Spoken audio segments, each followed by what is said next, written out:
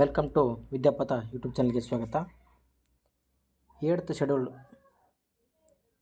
Language ಬಗ್ಗೆ ನೋಡೋಣ.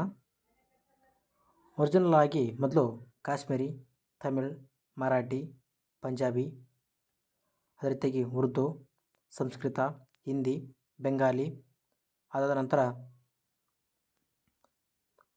ಅಸ್ಸಾಮಿ, ಗುಜರಾತಿ, ಒಡಿಯಾ, ಕನ್ನಡ, ತೆಲುಗು, ಮಲಯಾಳಂ ಇವು ಒರಿಜಿನಲಿ ಆ್ಯಡ್ ಆಗಿರ್ತಕ್ಕಂಥ ಭಾಷೆಗಳಾಗಿವೆ.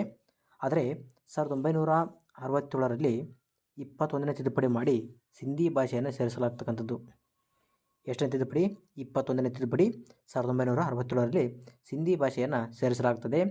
ಇನ್ನು ಕೊಂಕಣಿ, ಮಣಿಪುರಿ, ನೇಪಾಳಿ ಈ 3 ಭಾಷೆಗಳನ್ನು 71ನೇ ತಿದ್ದುಪಡಿ 1992ರಲ್ಲಿ ಸೇರ್ತಕ್ಕಂಥ ಒಂದು ಭಾಷೆಗಳಾಗಿವೆ. ಯಾವ್ಯಾವು? ಕೊಂಕಣಿ, ಮಣಿಪುರಿ, ನೇಪಾಳಿ. Very important. ಈ ಒಂದು ಭಾಷೆಗಳಿಗೆ ಸಂಬಂಧಪಟ್ಟಿರ್ತಕ್ಕಂಥ 3 ತಿದ್ದುಪಡಿಗಳು ನೋಡಿ. ಅದೇ ರೀತಿಯಾಗಿ 92ನೇ ತಿದ್ದುಪಡಿ 2003ರಲ್ಲಿ ಆಗುತ್ತೆ. ಇದರಲ್ಲಿ ಬೋಡೋ, ಡೋಗ್ರಿ, ಮೈತಾಲಿ ಹಾಗೂ ಸಂತಾಲಿ ಭಾಷೆಗಳನ್ನು ಸೇರಿಸಲಾಗ್ತಕ್ಕಂಥದ್ದು. ಓಕೆನಾ? ಇದು ಭಾಷೆಗಳ ಬಗ್ಗೆ ಸಂಬಂಧಪಟ್ಟಿರ್ತಕ್ಕಂಥ ಈ ಒಂದು ವಿಡಿಯೋ ಆಗಿದೆ.